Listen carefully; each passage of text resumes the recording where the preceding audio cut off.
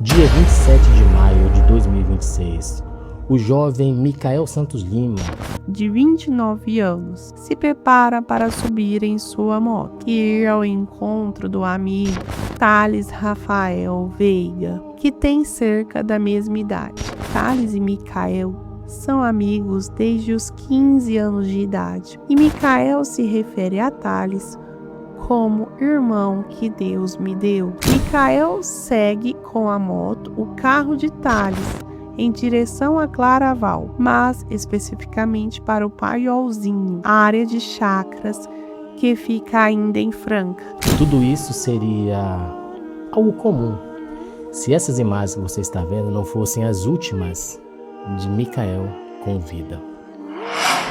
Bom, mas para quem não está muito atualizado, né, das notícias que estão vigorando aí no cenário nacional, tudo isso aconteceu aqui em Franca, mais especificamente no dia 27 de maio deste ano, quando a família, familiares e amigos notificaram o desaparecimento de Micael Santos Lima, um jovem de apenas 29 anos de idade.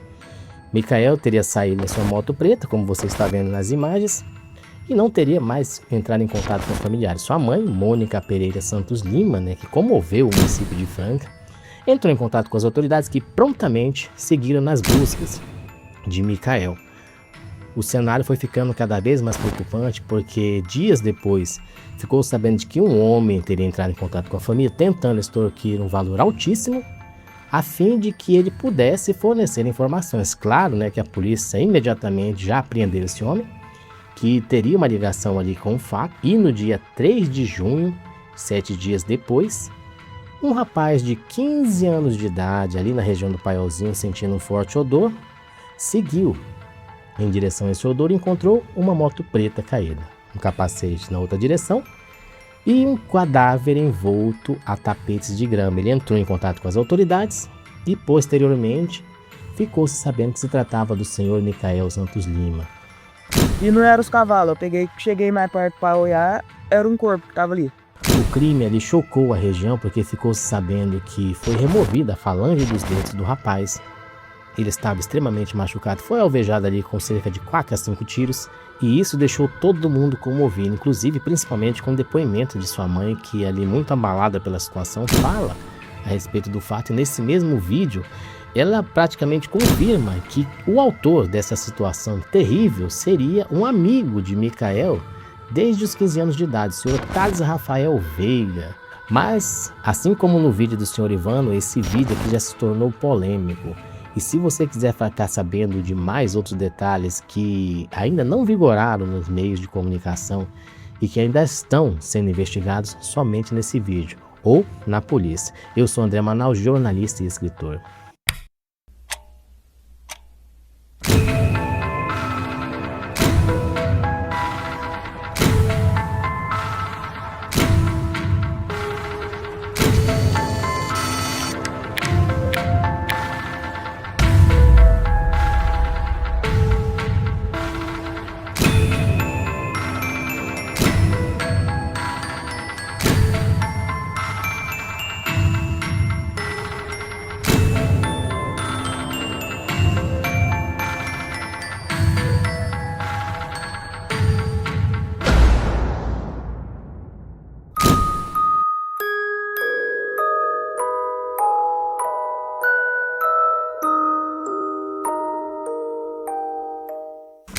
Para você que não conhece nosso trabalho, eu sou André Manaus, jornalista e escritor, já trabalho há muito tempo com essa área de investigação policial e notícias do dia a dia. Trabalho juntamente com a minha esposa, que é bacharel em Direito e também escritora e mediadora também.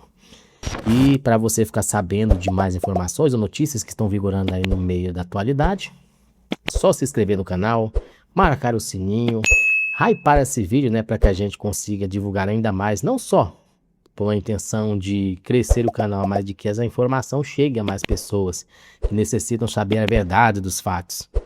Isso, espectador, começou tudo no dia 27 de maio, quando a mãe de senhor Micael Santos Lima, a senhorita Mônica Pereira Lima, entrou em contato com as autoridades e falou a respeito do desaparecimento de seu filho Micael Santos Lima, de apenas 29 anos, este jovem rapaz aqui. Como você está vendo nas imagens, Micael era, como todo bom francano, né, empresário, tinha o seu próprio negócio, era cabeleireiro, muito querido por toda a comunidade, por seus amigos, familiares, como uma pessoa muito boa, uma pessoa correta, que sempre trabalhou, sempre cuidou da sua vida ali com primor. Gostava muito de pescaria, como você está vendo nas imagens. Era uma pessoa alegre, feliz, era aqui. Até provavelmente na foto que a gente tem do Rafael, que foi divulgada ali nos veículos de comunicação no momento das buscas, você vê que o Rafael está sorridente, está feliz. É uma pessoa realmente realizada e era a felicidade da família, né? Como você está vendo nas imagens.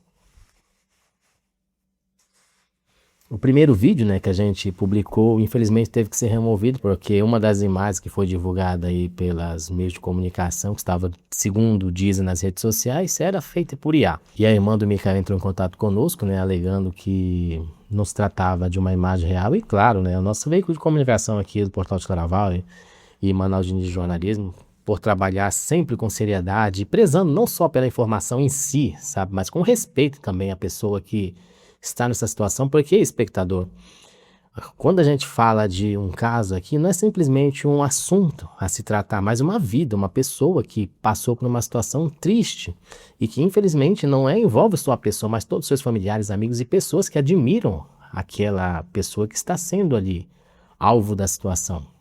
E isso remete muito respeito. E a gente aqui sempre trabalhou com muito respeito e cuidado, não só com a pessoa, com a memória dela em si, mas com todos os parentes também que estão ligados ao fato e amigos, né, que muitas vezes são próximos assim da pessoa ao ponto de se considerar até mesmo da família. E, claro, nós tiramos a imagem, agora nós temos uma imagem realmente que agradecer aí a irmã do Micael, nos enviou uma imagem antiga dele quando tinha 15 anos, juntamente aqui, infelizmente, né, com o senhor Thales. E, voltando ao fato, espectador, tudo aconteceu, né, posteriormente. Micael era esse rapaz que sempre foi uma pessoa correta, trabalhadora e digna, diferente do senhor Thales Rafael, né? Que nas nossas investigações aqui do nosso corpo de repórteres, ficamos sabendo que o Thales, na verdade, já tinha um histórico ali meio complicado, né? Principalmente com envolvimento até em roubo. O Thales conseguiu se safar da situação, né? Ele foi ali, isso aconteceu agora em março, nesse ano ainda. Thales teria se envolvido com mais 2 pessoas, que a gente não vai divulgar o nome, até porque não tem a motivação de colocar o nome dessas pessoas aqui. Ele se envolveu nesse roubo, porém ele conseguiu aguardar o julgamento dele ali em liberdade ainda, porque ele alegou insanidade mental. Isso seria uma justificativa de que ele não teria domínio dos seus atos. Aí, como eu sempre falo, né, a nossa equipe de investigação trabalha muito bem. E ficou-se sabendo, espectador, deixa eu pendurar a foto aqui do senhor Thales, que o senhor Thales já trabalhava ali, como foi divulgado nos veículos de comunicação de Franca, que ele era proprietário de um bar da região. E como você está vendo na imagem, e depois, espectador, aqui investigando mais, nós descobrimos, né, que o senhor Thales, no mesmo ano, em fevereiro, dia 24, ele apareceu na Câmara Municipal, deu entrevista, falou ali com toda a pomposidade. Não tem condição de ter uma transição, não tem condição de você agir um ato com emergência. Pedindo, reivindicando, né, melhorias para uma área de Franca que realmente é bem abandonada. Thales fala ali com os vereadores, é elogiado, e eu assisti todo esse vídeo, espectador. E tem uma fala ali que me chamou a atenção, porque segundo o que aparenta, o Thales estava indignado com o prefeito do município. E ele alega ali que o prefeito não escuta a mensagem de vereador, uma coisa assim. Eu sei que é uma discussão entre eles. E o Thales usa uma frase que na época seria só um jargão, né, de alguém que vai à Câmara, mas agora se tornou irônico. Porque o que ele diz? Que o prefeito pode até gostar de mentira, mas eu não. Olha aí você. Eu espero que o Alexandre possa nos escutar e poder ajudar nós, ao invés de virar as costas. Porque o senhor Alexandre não gosta da verdade. E eu também não gosto da mentira. E eu também não gosto da mentira. Ou seja, a hipocrisia pura, né? Sabendo do que aconteceu agora recentemente nos fatos. Depois, né, espectador, do dia 27 das buscas, posteriormente ficou sabendo que quem entrou em contato com a mãe pedindo dinheiro era o Thales.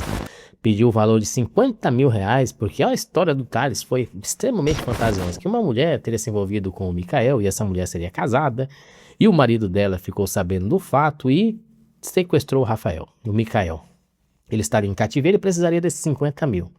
A mãe, vendo ali a inconsistência dos fatos, no primeiro momento ela até teve uma certa pontada de expectativa. Claro, né? Mãe, pai, a gente sempre quer o melhor, quer encontrar o filho com vida.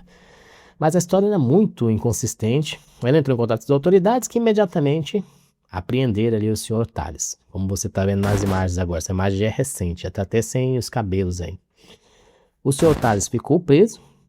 E no dia 3, né, um jovem aqui da região do Paiolzinho, seguindo ali um forte odor, encontrou o capacete do Micael, mais à frente a moto, encontrou a moto, mais à frente o capacete. E ficou-se depois, posteriormente, sabendo que se tratava do senhor Micael. Eu cheguei da escola, eu fui ver se meus cavalos estavam dentro do pasto aí não tava. Eu falei, vou embora pela rua.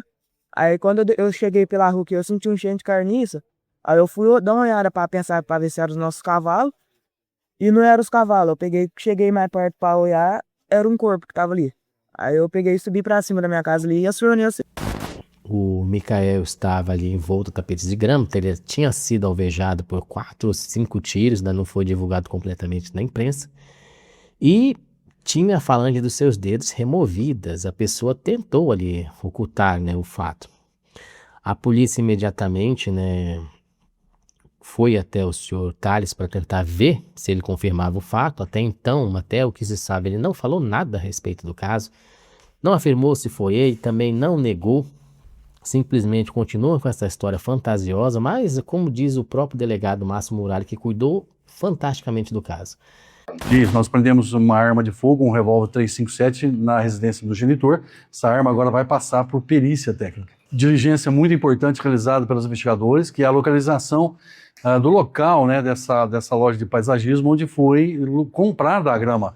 E o mais importante que a gente precisava saber se o Thales estava sozinho ou não. As imagens são nítidas, mostra a participação única e exclusiva dele, que vai até o local, compra 40 metros de grama e o mais importante, a compra justamente no dia, certamente pelo horário ele já tinha. Micael, ele vem até a cidade de Franca, compra essa grama e retorna para encobrir o corpo, como ele foi encontrado no local. Foram tirados 4 projéteis do corpo da vítima e agora vamos ser submetidos a um confronto balístico. Que periciaram o local, a moto e principalmente o carro do Thales, e lá foi localizado resquícios de sangue humano e agora será encaminhado para exame de DNA para que se comprove que trata-se do sangue da vítima. Houve uma premeditação, a gente tem provas que ele teve dias antes pelo local, onde consumou-se o crime. Naquela manhã ele fez contato com o Uber, inclusive. A princípio ele certamente não tensionava ir no próprio veículo, talvez ele tensionava ir até o local com a vítima, executá-la e depois, conforme nós conseguimos identificar um Uber, que inclusive até prestou depoimento da delegacia, ele teria marcado que esse Uber o buscasse na região do Paiolzinho, e depois descartou essa corrida. Não tem como não dizer que foi o Micael, porque o Thales, porque olha só, tem imagens dele comprando os tapetes de grama no dia. Isso comprova que posteriormente, após o Micael já estar morto, ele foi comprar esses tapetes de grama. Tem uns áudios que ele manda para a mãe do Micael, inclusive você está ouvindo um deles agora. Então, igual eu te falei, referente, ele é um cara que o único cara que ele contava tudo assim, que ele confiava era em mim, né? Igual eu te falei, qualquer coisinha que acontecia, podia ser envolvendo briga, ele vinha em mim. Ele sempre correu comigo. Aí ele tinha comentado comigo umas 2 vezes, 3 vezes. Só que ele só comentou, né? Falou, tem uns doidos ameaçando, mas daquele jeitão dele, falava e ria. Aí ontem cedo ele já me chamou cedinho mandando print.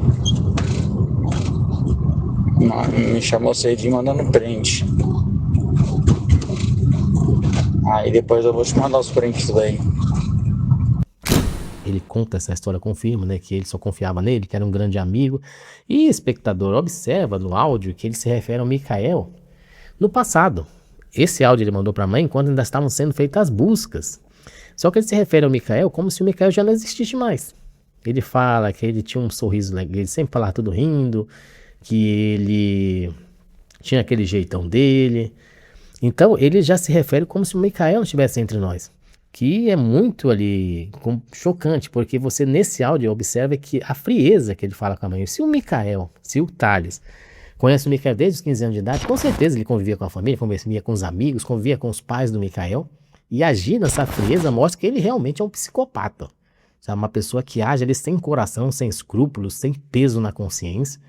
Porque passaram-se dias e ele conversa na maior naturalidade com o rapaz. Então vai se saber, né, o que nos passava na cabeça desse cidadão.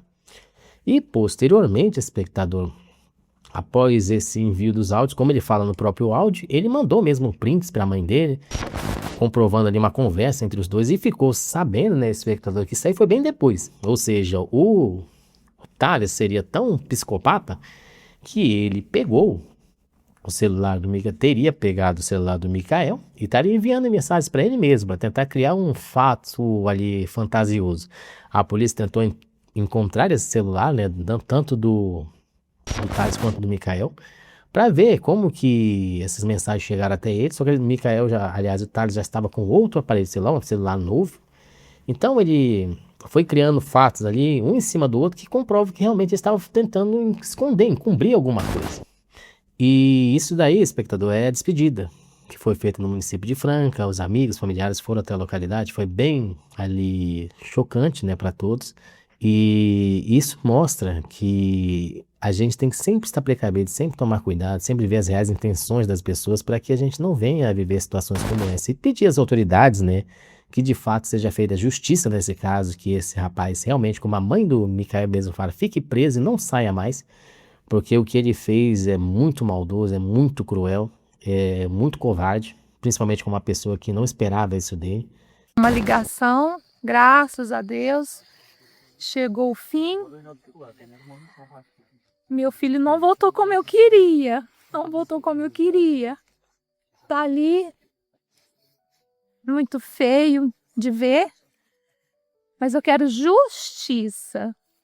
A justiça é que ele fique na cadeia, não saia de jeito nenhum, porque o que ele fez com aquele corpo ali foi muito feio, foi muito maldoso, gente, não tem assim nem explicação. Eu não vou relatar o que eu vi, eu precisei ir lá ver, porque eu achei que eu merecia isso. Mas agora eu vou viver meu luto, eu vou enterrar o meu filho, mas eu tenho uma esperança muito grande. A Bíblia me promete, lá em Atos 24:15, que haverá uma ressurreição. Jeová vai trazer o meu filho de volta, lindo de novo, ou até mais lindo do que ele era. E aqui, na justiça do homem, eu só quero que esse amigo fique lá por muito e muito tempo. A senhora não tem dúvida de que ele teve participação ativa na morte do seu filho? Mas nenhuma dúvida. E temos prova. Não tem como discordar. Não existe isso. E esperamos que isso, pelo menos na justiça, tenha um final positivo. Espero que você tenha gostado desse vídeo. Não deixe de se inscrever, não deixe de compartilhar com seus amigos. E também, se você quiser ficar sabendo das notícias na íntegra, no momento em que ela acontece, é só seguir também o nosso portal no Instagram. Lá estamos no portal Claraval em Notícias, daqui do município de Claraval, onde a gente posta notícia todos os dias. E aqui no canal, se você quiser saber os fatos que ainda não foram divulgados na imprensa e que ainda estão sendo investigados pela polícia, aqui no Manaus de Jornalismo. Eu sou André Manaus, jornalista e escritor, juntamente com a minha esposa, Karine Diniz, bacharel em Direito e escritora.